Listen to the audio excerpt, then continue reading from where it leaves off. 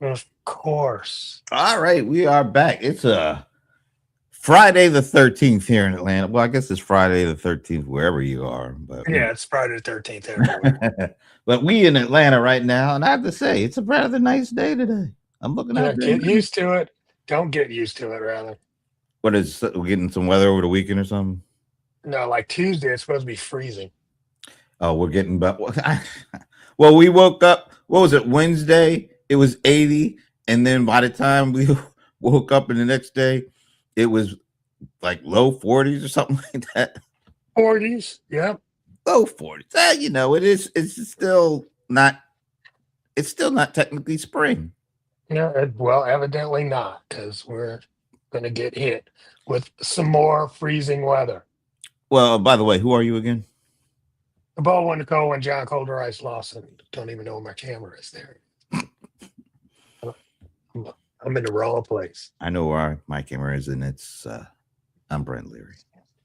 Excuse the voice; it sounds a little rough. It's been a long week, but Pretty we're much here, the folks. same. Pretty much the same. We're here, folks. Yes. Lots of stuff. It's been a little while. What, a couple weeks? It's been a little while. I don't even remember, honestly. It's been at least 3 weeks, I think. Okay. All But right. we Well, had to come back because it's Friday the 13th. yes, it's my lucky day. It's spooky. Do you believe in that stuff? Like bad stuff No, I don't happens. believe it. No, but it is a lucky day. I mean, Oh, you call it a lucky day? yeah, man, I'm a 13th born person, so Ah, all right. every once in a while, Friday the 13th becomes my birthday. So, Yeah, I guess you're right. Yeah. yeah, like every 7 years, 6 years, whatever the number is. Mm. All Yes. right. Yeah. So we're here. It's been a while, but stuff is always happening. It Stuff that was really nice yesterday. So Brent had his, you know, we, IRL live. yeah. So it was the second annual. I guess I don't know. We'll see if Oh, second annual. no, we'll Wow. see if it was the IRL and the small biz breakdown crew got a little mini edition in. That was actually kind of fun. Being in there doing it live, we miss Yeah, Ivana. yes. We miss Ivana, Live and audience. yeah, we even had a little bit of a live studio audience in there. That was Yeah. actually kind of fun. But we did miss Ivana. We missed Pierre. Shashi had already done a show that he does, so we didn't have him on that one. But you and Ramon and Leland from Oregon. That's like officially his name now. It's Leland. Oh, is it? You gotta say Leland Leland from Morgan's Oregon. official. That is official, and he had brought his wife, so we got to see Tabby. Is that her name? Yes. Yeah, Tabby. It was fun. It was good to do that live. I like that. And all the other folks. I mean, Oh, y'all are putting on a whole bunch of stuff going on. yeah, and it actually seemed to come together. So this time around, we were live. We had 4 live streams at one point going all at the same time. We were doing our PPN show, so there was a stream for that. So I think we did about 5 or 6 different shows there, including the mini edition of Small Biz Breakdown, and then we had a main agenda in another room, and that was being live streamed. We had a stream specifically for Heather Willems, who was in the corner in the main stage doing her visualizations. So that was pretty cool. People love the Heather cam. And then we even had a 4th stream, which it was a watch party, and it was a bunch of industry analysts watching and doing like the Peyton Manning and Eli Manning Monday Night Football thing, where they're watching and commentating and bringing in guests and all that. So all 4 of those things at one point were going on. And then we had our buddy Monique Johnson Dilworth and her friend Christy Cooper, who were like the official MCs for both the virtual and the They did such a good job. Yeah, they made it fun. And everybody seemed to have a good time. and I was pretty happy about that. So Awesome. very, very cool. I'm glad it's over with though. There's a lot of work. But Yeah. anyway, so what's on your mind? What's going Nothing. on in the world? You came out hot Nothing. yesterday with when I asked everybody what how you Man. feeling. You came out hot. I did that. That was Yeah. good. I was sitting there. I was like, how am I gonna answer this? Then that came to me, and I'm like, oh yeah. Duh. And then Oh, Ramon immediately they didn't know what to do. Both of them just sitting there going like, ooh, that was fun. yeah. I mean, you can't. It's hard to attack my words when I'm using Donald Trump's words. Yeah, that was a bit. Yeah, I was like a jujitsu. You know what I'm saying? Like, yeah, I'm like, everything I said is what Donald Trump said. So Brent asked, "How you doing?" Everybody goes, "Or how you feeling this week?" Like we do on the show. And my response was, "I'm tired of winning. so much winning. So much winning. You know, we got the best economy in the world. We just won the war yesterday. You know, all this crap that he be spewing out to people, and don't nobody call him on it, so they can't call me on it. Yeah, it was At rather least not interesting. those, cheerleaders. And just as Oh, we were, that was the other thing too. go ahead, go ahead. Yeah, the other thing too was how Rosie, non-Rosie, both of their comments were. Oh, You know, it's not. It's like it's not too bad. It's we're hoping to look at that kind of a milk toast sissy comment. Not that they're milk toast sissies, but no, not at all. that's the comment. I was like, don't dance around. You It, know how bad things are right now. and just before we started this, you see where the courts were against their Oh yeah. their pursuit of my boy. I like to call my boy Jerome or Romy Rome. So they've been, I guess, trying to subpoena or sue or try to get some kind of criminal activity going against Jerome Powell because he's been kind of resisting the push for lower interest rates because he's really seems to be worried about the actual economy, not about anything else. And the economy, as we all know, is in a pretty fragile state right now. Yeah, exactly. What if we were at very low interest rates right now? Oh, it would be the inflation would be like ugh. Yeah. And we're only like Jerome is, I think his term ends in May. In a month. Yeah, so all you have to do is wait. All you have to do is wait like 6 weeks and you can get your guy in there. Why are they tripping? It's the vengeance thing. It's the redemption thing. It's whatever. So the courts basically said, "Now we know what you're doing here.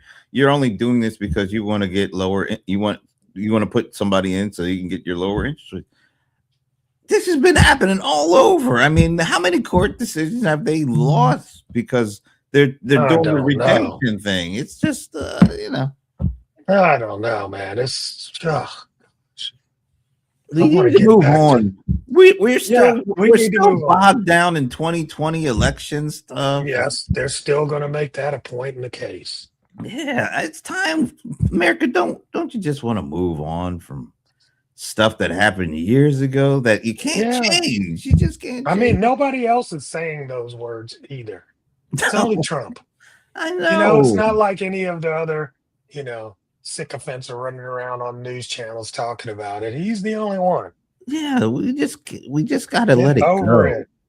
Get over it. Because there's so much going on right now. We should be unifying around stuff instead of fighting old battles and stuff. I don't know. It just feels like it's time to move on certain things. Yeah, I agree.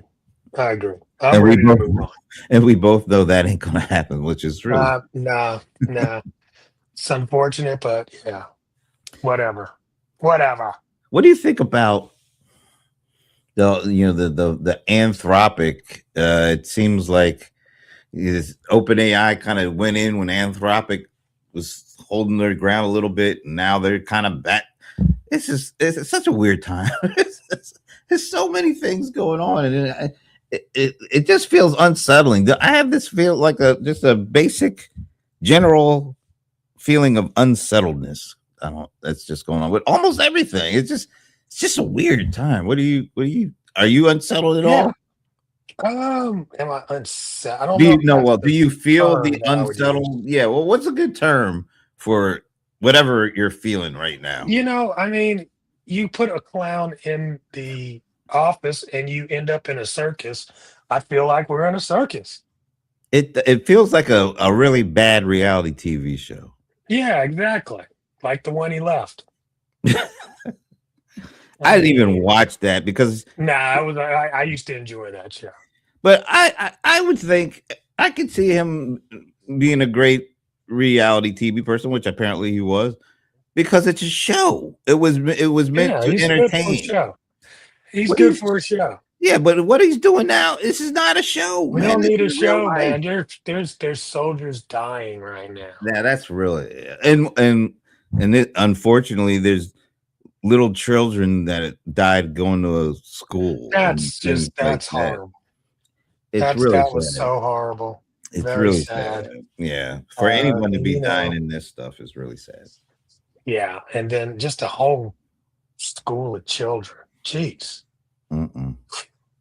man, one bad missile. Yeah. You know, So anyway, man. that's why I have this. It's because we are. It's weird. We're in a war, and things are still going on, and like as usual in our country, at least. Like we just came back from a business conference. We're at Right. war. It's really kind of weird. Yeah, I mean that's why I'm like, what? Anyway, I don't want to go over this war thing. It makes no sense to me.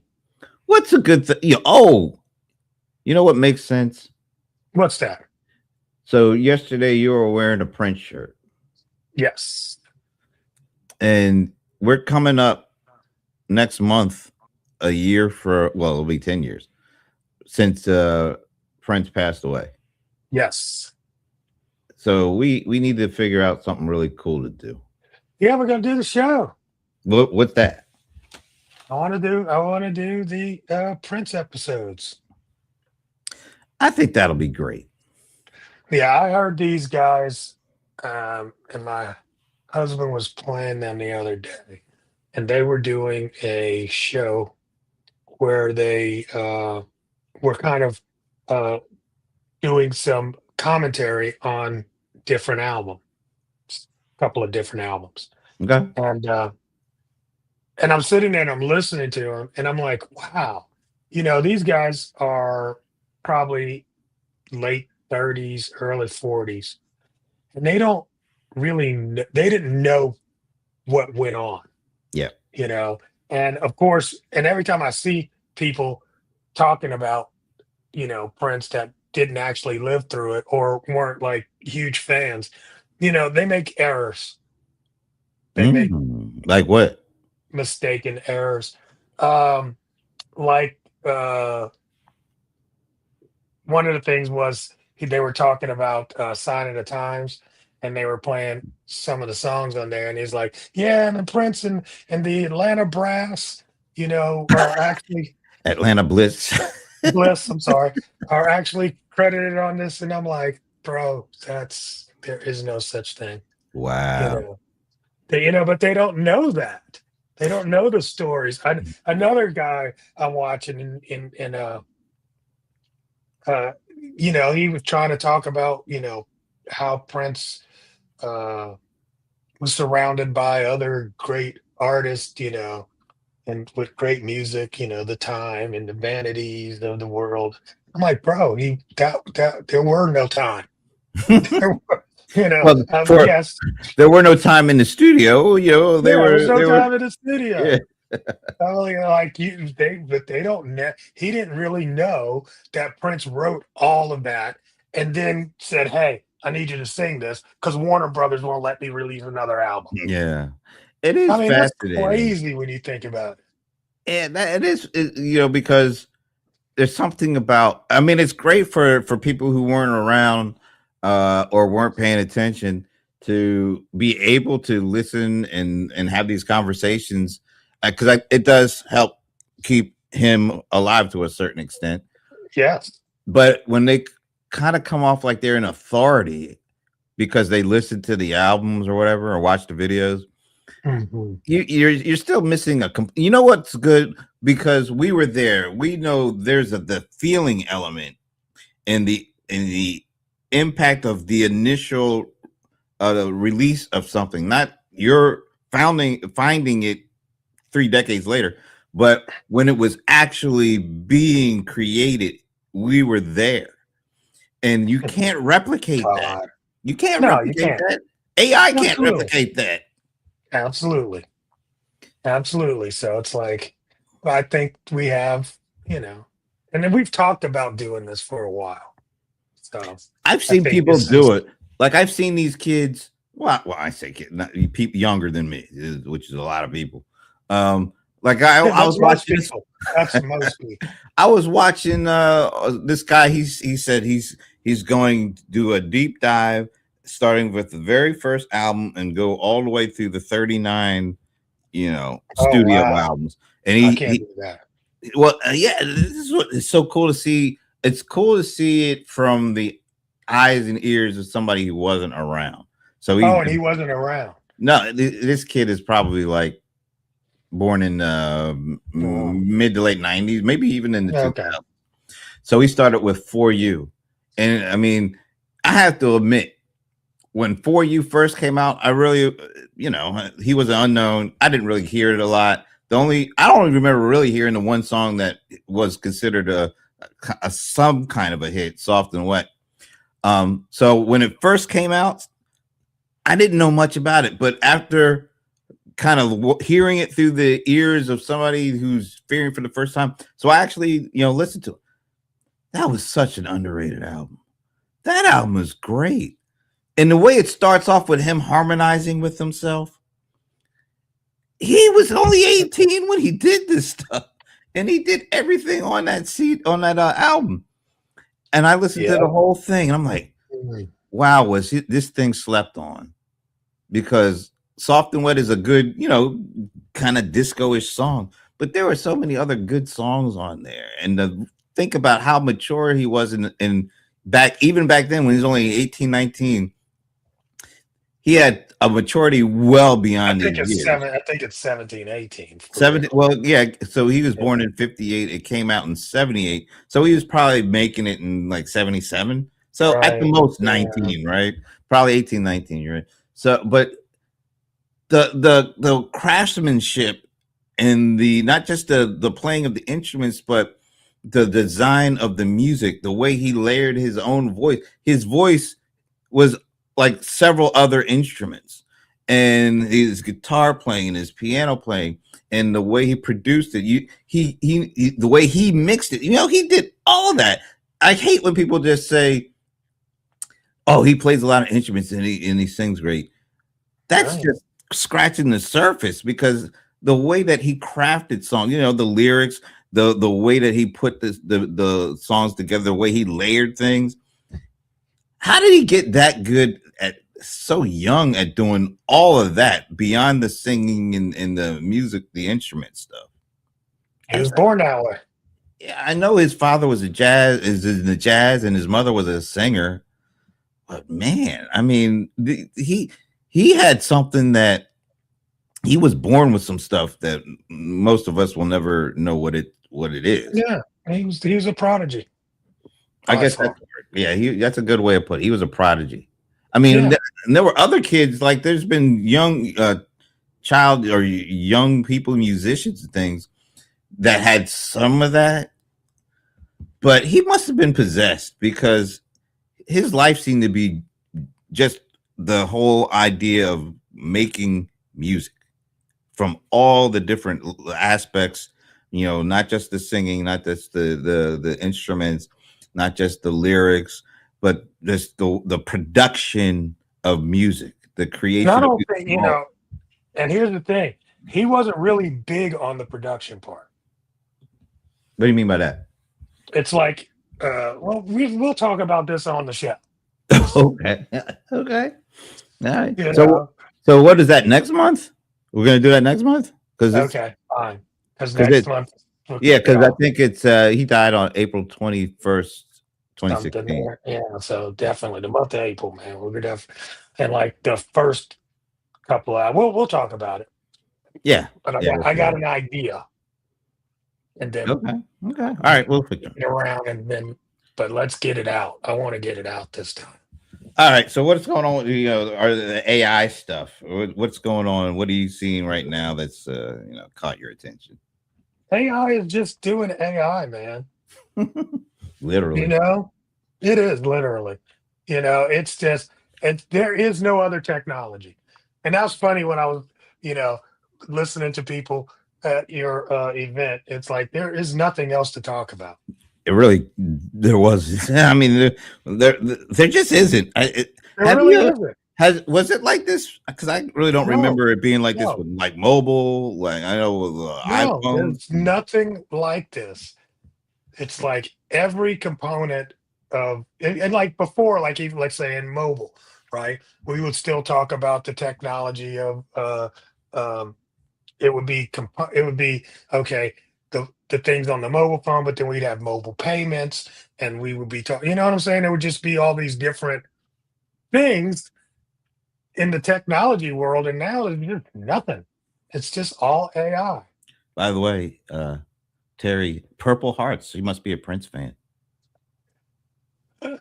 You know her? Oh, I'm going to go and I'm not looking at the thread right now, but I will know Okay. in just a second. Oh, I done lost a She, daggone she's got three some Purple purple Hearts. I like that. Three. purple hearts. Yeah. Anyway, yeah. I mean, it feels like we should be getting tired of talking about this stuff, but it just feels like You it's can't. still ramping up. I mean, yeah, it's hard as much as it's talked about now. It still feels like it's early innings. It's just the tentacles of it are everywhere. I like what you said yesterday about I think was it Ramon that kind of referred to you as an AI expert or something, like that, and you said I've Oh never called yeah. myself. I've never called my what did you say about the people who do call themselves that? Oh no. What did I say? Was it nice? Not to them. No. Oh, like they're I think full you of said they shit. were. Yeah, I think they were full of something. Yeah. I mean, you have to be. It's like it's like giving birth to a baby, and on the second day, I'm a baby expert. No, bitch, you got a baby yesterday. How you gonna be? I mean, stop it. Stop it. And something comes out every day that's completely new, like open claw, you Oh yeah. know, people are becoming experts in that. And it just came out yesterday, I but I get remember. it. I remember. When like email and people were calling themselves email experts, and it's like everybody at the hype cycle. It starts with the new tech, and just a little bit of time goes out before it like gets to the masses, and then people who are like early on and using something, then they want to be known as that person, right? Yeah, but they're but naming themselves. Yeah, yeah, that's true. but that usually it used to take a little bit more time. Now it's like compressed because as soon as something looks like it's AI and everybody immediately piles on, there's tons of videos. The stuff has only been out a week, but they know everything about it. And if you want to know anything, then you got to follow them. Or, That is so. but here's the thing. My dad was a boxing coach, Yep. and one of the things with boxing is you just never stop learning. Right. That's you know what? You're never like, I mean, yeah, go ahead. I was thinking because we were just talking about Prince and how he was an expert in all aspects of his craft. He didn't just sit around talking about how great he is, or if you need to, if I just follow me. He just did the stuff. I mean, he just went in because he was really all about the work, not about trying to convince people that you're the person that you need to follow for this and that. I always Yeah, like following people who never say they're the person for this. exactly. Their actions show. I Oh, you mean, need to follow them. well, that and I they should be open to whatever's out in the ethos out here, man. There's so much going on, and especially in AI. I'll I give mean, you the even AI is straight up. the perfect example is going a print. Remember, well, when the LM1, the Lynn LN drum came out, he was one of the first musicians to like gravitate, and even the guy Roger Lynn who created the thing, he said, I had no idea how to do things in that, like Prince was doing stuff. I never imagined that's my use case for this was this. Right. Prince got Right. his hands on it and he put it through the paces to see what it could do, and then he became the LM drum master. But he never talked about himself as I'm the LM1 drum. He just used it to create stuff, and then Yeah, he that's in became his head. and that's how people recognize him as he's the best pro beat maker on the LM1. He wasn't running around making videos saying, if you really want to learn how, that's why it's almost like you can always go back to Prince for almost everything. If you're talking about expertise and craftsmanship and knowledge, just because you want to make the things in your mind go out into the real world. Exactly. And that's what AI affords a lot of people. I mean, if you've got an idea or a thought, or an experiment, like that's what it's good for. That's what it's good for. But these people who like the minute something comes out, they read it and then they're talking about it like they're an expert.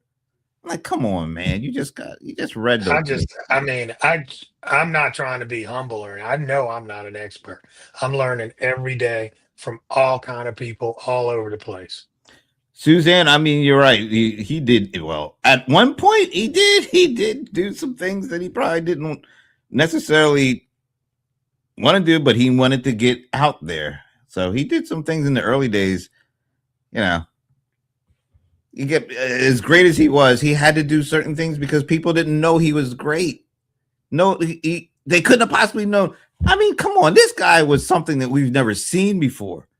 You know how it is for mere mortals to comprehend, to understand that level of greatness. So I think he had to do some things in the early days that he maybe didn't want to do, but I'm glad he did it. Remember when he got booed? Well, not remember, but you weren't there. But remember, he opened for the Rolling Stones, and he got booed to hell on his first night, and he left, and it took Mick Jagger convincing him to come back.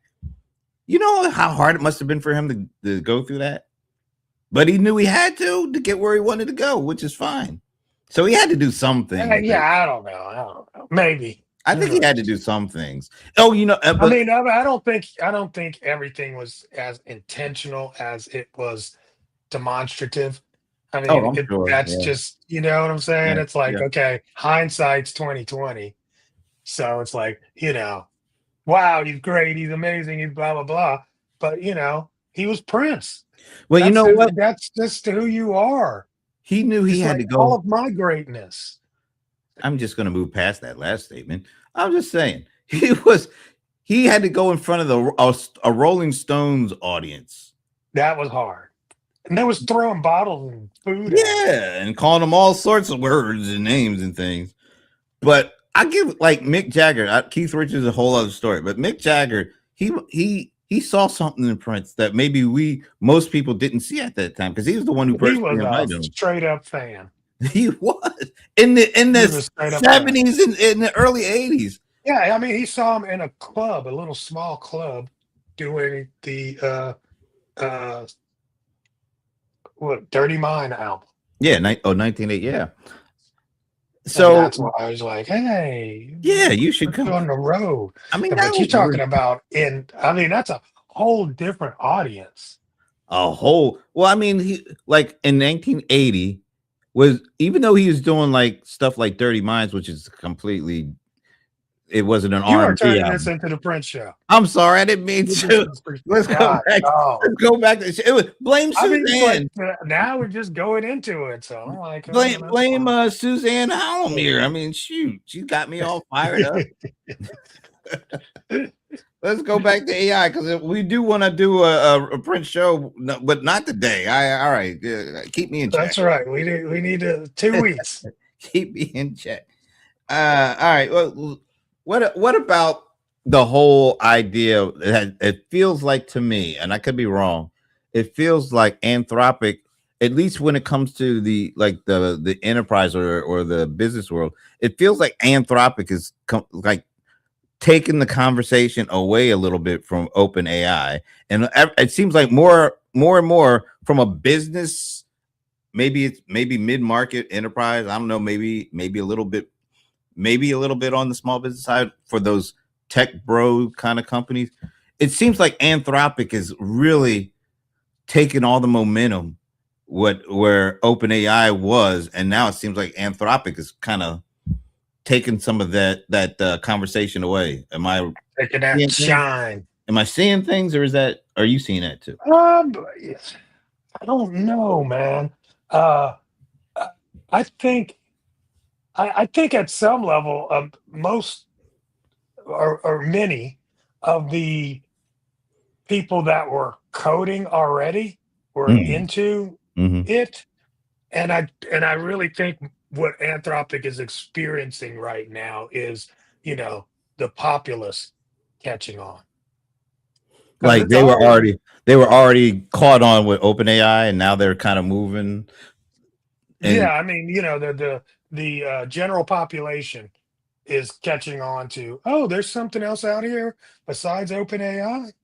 Let me put it another way, see if this makes sense. Yeah. It feels like the first couple of years that OpenAI came out with ChatGPT, that was all about content creation and getting the quick answers from stuff.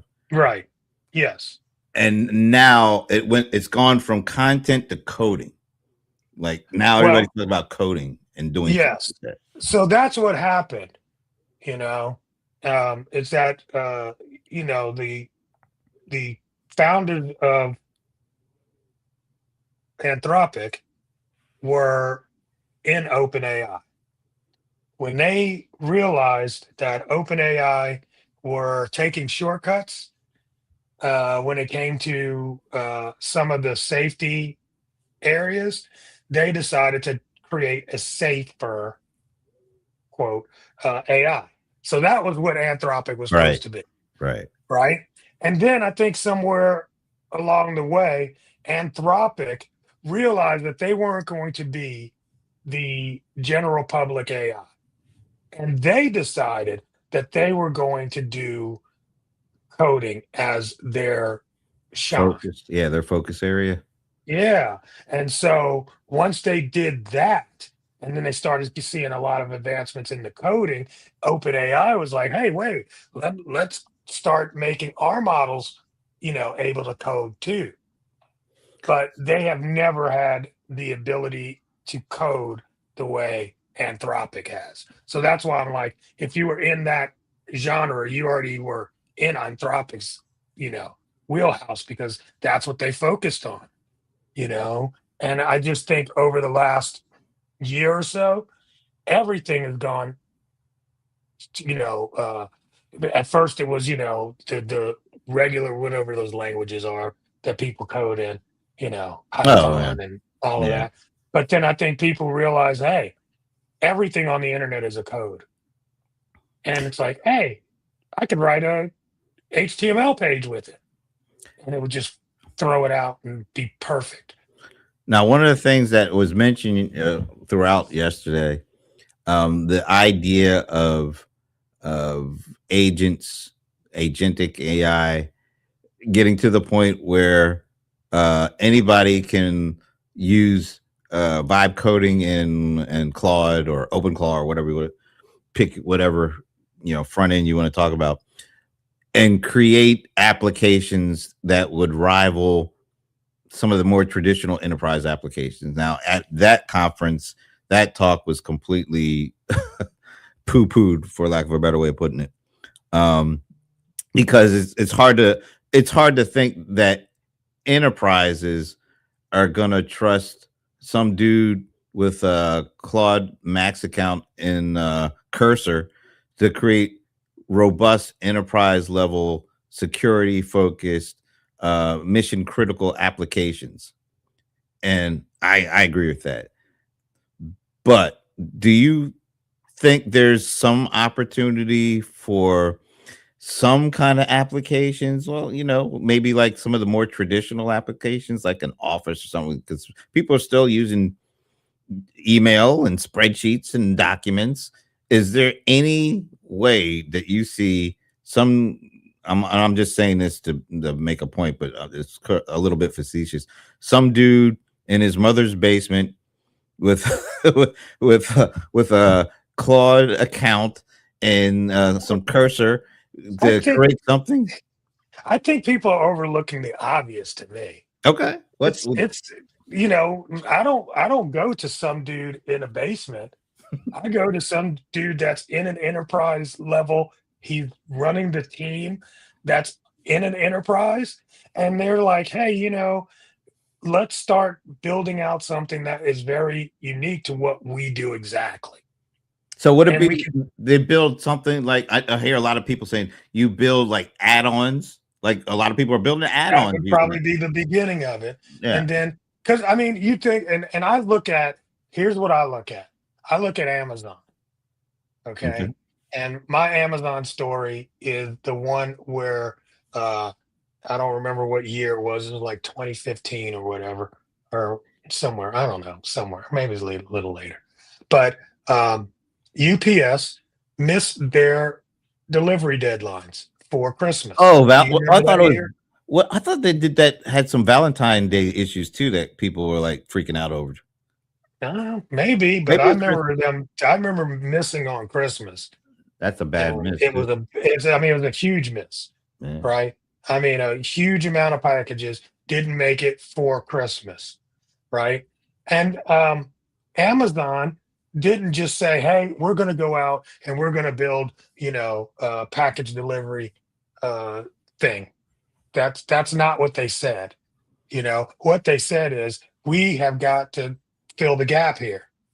And if you Oh, remember, I because forgot we were about doing it, that. Yeah. yeah, now you're figuring, Yeah. right? So at first, remember, they got kids, or people in their basement to do package delivery for them. Remember? And Yep. they were paying them, and that's how they got started. And as they started looking at more and more and more, that's how we got to where we are. It didn't take them that long, Mm. but they had the understanding and the team and the infrastructure to actually build out something that today I'm sure I don't even know, how many packages they deliver versus how many packages UPS delivers, Have but they it's did they never surpassed them, did they? Or did they? I don't think so. I don't, I think we would have heard that. They would have made a big deal out of that if that It were. would have made a big deal, right? But I mean, but just for them to take package delivery in-house 100%, Yeah. you would have just been like, there's no way a e-commerce company is going to do that. Look at Brown. They've been around for 35 freaking or however many years there. You know what I'm saying? I It just didn't remember make any sense. I remember when we were doing the Amazon show that the day where they I think it was 800 million that they invested in building out, was it their shipping, which included the the air support for flying packages and then the ground Oh, support. yeah, right. I And forgot about that. remember we were like, that's a lot of money. Why are they Yeah, doing like, all what are that? y'all doing? What are y'all doing? And then you So look I back just on it's don't like, think, yeah, yeah. yeah, I don't think, and the deal is, and I heard somebody say this yesterday. I don't remember which panel, but he said something about, or maybe, yeah, I think it was the dude.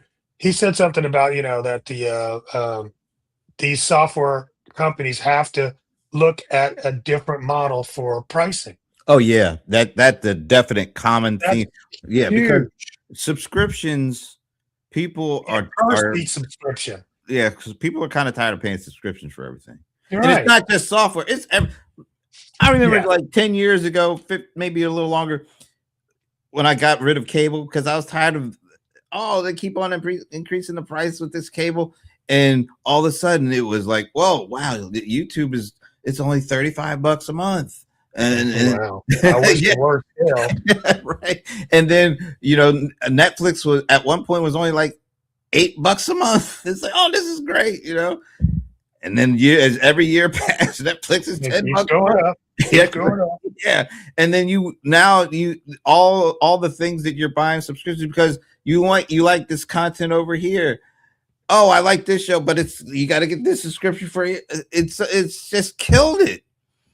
And I think that's the subscription economy. It was thriving over the last a decade or so, but at some point you realize I'm spending way more money now than I ever did with traditional cable. Absolutely. And I think we're at that kind of point in general subscriptions when you don't you realize that it's kind of like remember what they said used to say about Office. You buy Office and you only use about 10 to 15% of it, right? But you're paying for 100%. You're paying for 100%. So it's like, hey, somebody put something together in their on their team, and you just think about it too, man. You remember how Google got here? One thing Google used to do, I can't remember how many hours a week, but they would have a set aside hours in a week for you to just develop something. Oh, like give you your opportunity to build something that is yeah. And some of their best work has been done from that kind of an environment. Why would you not? Most of these companies have teams of very skilled developers and coders, and now in their hand is a tool that can code at a very good level right now. And it's only going to get better. I mean, it's only going to get better. So that code can get you 80% there, and then the rest of the team and the humans on that team can get you the rest of the 20% for a tool that you're only using 20% of anyway. Yeah. Yeah. So I think people, we've been hearing about the consumption-based pricing. So Amazon really pioneered some of that with the AWS stuff. Like you only pay for what you use. But almost every pricing model that comes around at one point, oh, we love it because it's new, it's different. It doesn't feel like we're being taken advantage of. And at some point, they always cross that line. It's like, wait a minute. I guess that is true. That is true. And it feels like this is the time where subscription-based pricing models have kind of crossed the Rubicon, and now people are saying, you mean there's some things that we can just pay as we actually use it? And you're seeing a lot of that particularly with the AI. I still don't know. I don't think there's been a pricing model that actually has been created just yet that is the sweet spot for all this stuff that's going on, because everybody's still talking about tokens and energy consumption and how do they really take all of these things into account to create a pricing model that works for your customers and for you. Well, here's the crazy thing is that Anthropic is profitable. Yeah, pretty much right out of the gate. Pretty much, right? Yeah, OpenAI is not. Oh yeah, but you know what? Yeah, they're expending or they're spending almost as much as they're getting in from all these these $50 billion commitments. I think they've already committed to like 100 billion on the other end of that. Dude, I'm telling you that. I think he kind of screwed the pooch a little bit on this. Who, Sam? Yeah. In what way? Did. Well, here's the thing, and I'm gonna make this personal. Okay. All right. So to me, I don't trust Sam.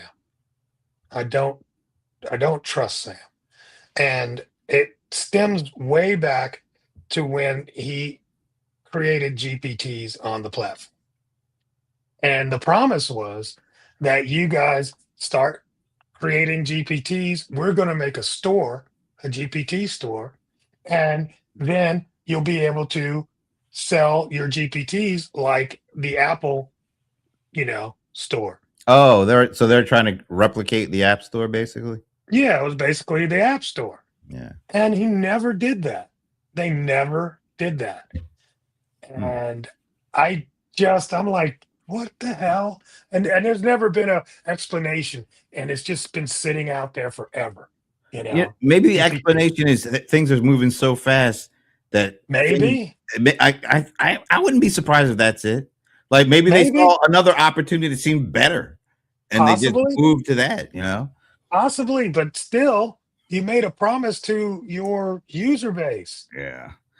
and it was a very big, I mean, like we were like, oh, we're gonna start making AI products, GPTs, and be able to, and then it just didn't go anywhere. So from that, I just don't have a lot of trust. So I'll listen to him talk and I'll be like, he's kind of full of shit.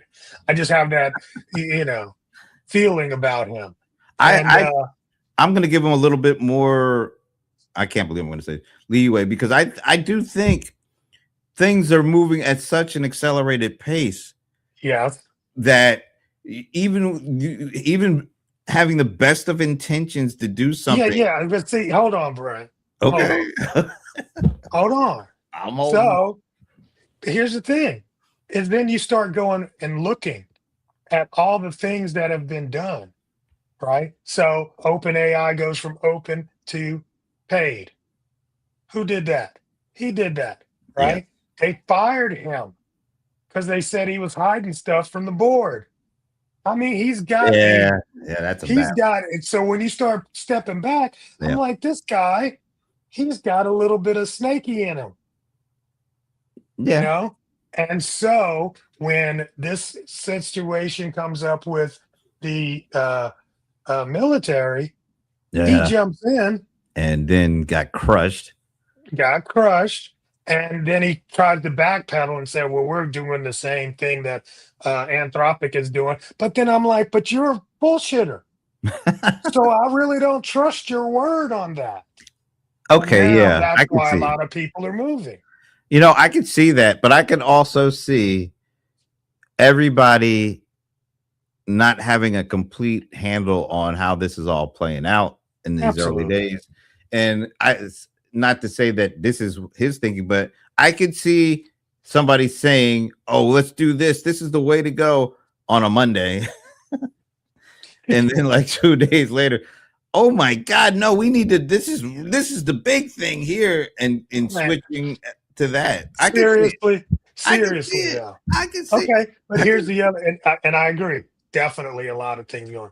Then all of his best developers that created ChatGPT back in the day, all of the big ones, Ilya Susskind, whatever, the people over at OpenAI or at Anthropic, all these folks, right? Yep. Ain't none of them talking great about him. They just don't say anything. That's no, that's yeah. That's not good. That's not good, right? There's a lot of signals going on here. Yeah, it's like, But yeah, so maybe he changed, or maybe it was always there and now it's just coming out. I don't know. Yeah, because possibly. it was originally a not for profit, and they Yeah. had and then they created like that dual, kind of pathway of, we want to make money, but we also we originally got on board. Didn't your boy sue him because of that? Yeah, because they Elon? took his money. Yeah, that's why It was all his money that made it, for the first years of OpenAI was made with his money. So he was financing them, and then all of a sudden, it's like, I think we want to do something for profit. yeah. And he's like, bro, that's not our agreement. It's like, wow. So So there's something there. You know what? Where there's smoke, there's fire. oh yeah, and it's still early days to all this, It's and so early. like the financial community is calling this stuff SaaS apocalypse and all this because Yeah, man. all this money that's circulating between all these companies when it comes to AI, and it's not getting out to anybody else yet that they can show some serious ROI from their AI investments. And I think until I know Meta did come out their last quarter and said, "Oh yeah, we our AI investments have led to a 24% ROI," but it didn't say it was a change in the business model due to AI. It said our business model, we infuse AI into our business model, and that created this 24% ROI. Mm. Not too many businesses are going to be able to use AI to just increase their business model as is, because they're an ad business. It's not like you're creating widgets, you're ads. So I think that's an easier pathway to see AI ROI. Shoot, AI ROI sounds funny. Yeah, all right. There you go. But I think because they showed it, remember they had that 1 day increase when their earnings came out. Yes. They said, yeah, we had 24% lift from our AI investment, and people were like, oh, finally we get to see some ROI from it. But that's an ad thing. That's a digital thing. It's not creating widgets. You know, and so nobody else. I shouldn't say nobody else, but I haven't seen any of the tech companies outside of the Magnificent Seven show that their AI, and they're making huge AI investments, have shown their investments have led to that kind of increase. That hasn't happened yet. I think when companies are able to finally show our AI, this is really a tongue twister, our AI investments, we actually see we're seeing some actual lift in our ROI, and we're going to project it's going. We haven't seen any of that yet. I think once we start seeing it, that those kind of things happen outside of the Magnificent Seven, you're seeing the actual AI spread out to other companies. That's when I think this thing really takes off. But we haven't seen any of that yet. It's coming though.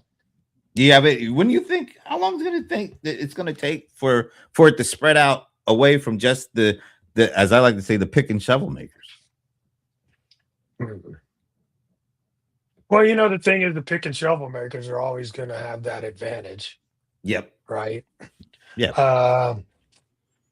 Yeah. I don't want to talk. I don't want to say it. But I mean, it's gonna be employee replacement. Dude, as and when you say that, I saw something in just today.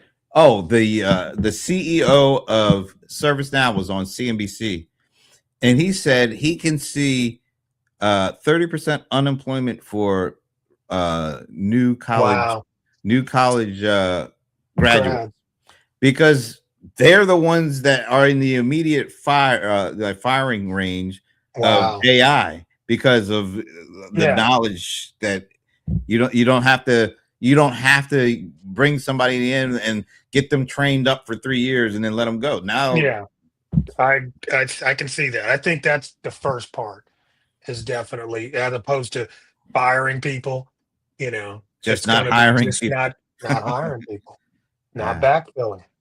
Yeah, I think that's coming. And a matter of fact, it's anyway. I don't like being, because people's like, well, why are you so negative? I'm not negative. You just like, whatever. If anybody knows anything about me, when I talk about, when I get hold of something and then I start going deep into it, it'll be like COVID 2020 back in the day. I'll start bringing out my charts. Oh no, not the charts. It's like, oh no, not the charts. But I had a lady that was at your event, and she's like, yeah, I remember you were the one that was talking about COVID. I was like, really? Wow. You remember that? Yeah. But it was very impactful at the time, because a lot of people weren't following the numbers. They didn't, we were just going about our daily life. And I think we're in that right now. We're going about our daily life, but I think there's some underlying numbers that are really speaking. Probably are. Probably a lot. I think so. There has to be. But if you don't isolate it and say, this is where we're at, and then make a stand, because I think people don't want to be wrong. You don't want to be wrong, or you don't want to be pointed Late. You at. don't want to be wrong. You don't want to be late. You Yeah, know. yeah, yeah, exactly. But I'm Yeah. telling you, man. And see, once again, going back to how we began, this is also part of the unsettling feeling. This stuff, because we don't know where, when, how. You know, and No. this is when this is all everybody is talking about, and nobody, as you would say, nobody knows what the hell is going to happen. Even the Mm-mm. folks that create this stuff, I don't Don't even. know. They'd be like, "Oh, I didn't know it did that." Yeah, because going back to the Lynn Drummond Prince, I got to bring it back. Okay, bring it back. Lynn created it. Prince found out what it could do. Lynn didn't know that. He created the thing. He didn't know what the limits of it was, because Yes. the limits are only in the mind of the people who use it. Mm, Those are the folks who know it better than the actual person who made the thing. mm. And I that would say something that would be so. Never mind. go say, Never. because we're about to end. No, no, no. So but just think about the maker of the thing. Oftentimes, don't know how the thing is going to be utilized in the hands of others. The maker of the thing usually makes the thing because they had one thing in mind that they were trying Mm-hmm. to ease their use of that one use case. Mm. But then somebody who had other problems saw that and they wondered, I wonder if I can it'll do that. for what I need. And then they take Yeah. it and they tinker around and bam, now they have, and the maker's like, damn, I didn't think, wow, because he didn't think about it. He was only thinking about she only thinking about the thing that they needed it for. Yes. Man, that's prolific. So all those folks who created this stuff, I bet they're just as amazed as all They of us. are. Yeah. They are. And none of them get on and be like, well, I'm the expert on AI. They're None not, of them sit there like that. They're sitting there and they're learning just like we are. yeah, they're not the kings of AI or the doctors of AI. No. Anyway. Anyway, goodbye. We better end on a powerful note. All right. And next month, as we do these shows, as we lead into that, I'm going to try not to talk about Prince until the actual. Yeah, good luck. But anyway, I hope y'all have a great weekend. Hopefully nothing bad happens because it's a Friday the 13th weekend and all that. But hopefully we will see you next week. Enjoy, guys. Later. If I can only stop this thing. There it is. Stop that thing.